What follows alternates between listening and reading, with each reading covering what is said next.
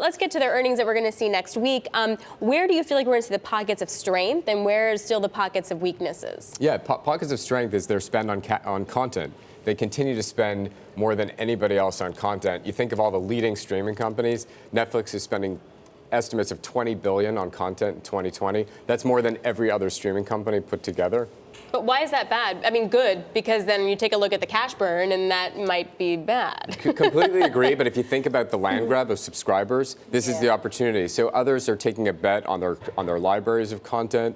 Like Disney, Peacock, which is going to launch this summer. You think about that, they can rely on historical content, but consumers want fresh content and differentiated content and bold content. So again, Netflix continues to be bold with the spend they're making. Yeah, I've been wondering how this breaking off of new streaming services is how the consumer is going to react to this, because everybody's not going to shell out $10 a month for for 20 streaming services. You're going to have a differentiator.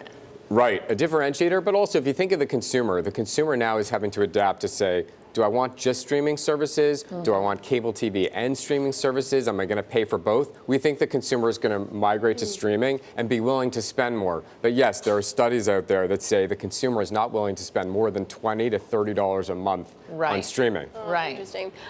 You also advise Netflix in terms of also what they're buying. Can you walk me through what they're buying, why, and what difference does that make for them? So we advised Netflix on a strategic M&A transaction.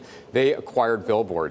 So you think about billboards and streaming, how does that work together? Well, Netflix, again, bold, trying to reach the consumer, but also reach producers, directors to get the best content on television. And that's a differentiating factor, and it's a reason why they stepped out of just their content streaming and say, let's actually buy billboards. And now they own some of the most iconic billboards on the Sunset Strip. And if they win Oscars, what does that do for them? It's big. It shows that their content is king. And if you think about content is that differentiating factor, but it's also what is going to attract people to streaming. But it's also, when you think about advertising, the consumer is willing to accept advertising. So Peacock unveiled yesterday a streaming service that's going to be focused on advertising. So you have advertising light, and then something like Netflix, which is just streaming without advertising. Right, because Hulu is the example of the one that has advertising already, right? That's right, another example where you have options. So there are consumers who are willing to spend money on streaming and others who say, you know what, I don't want to spend money yet, but let me try it. So we think this is good. Peacock coming in is going to actually be helpful to someone like Netflix because, again, it's going to force... the differentiator is we don't have any of that. Well, pay a little more. But also it brings consumers from cable pay TV over to streaming. So if you think about that, and if you look at the last 24 months, 44 million people cut the cord, right? So the opportunity for more consumers to migrate to streaming. Disney Plus, same thing. It actually is helpful to Netflix. I have to say, I cut the cord 2 years ago. I don't even realize it's gone. My husband freaked out, and I was like, no, it's time. It's easy. So then when you look at the stalling user-based growth, though, obviously content and the spend is huge for that, and expansion and all of that.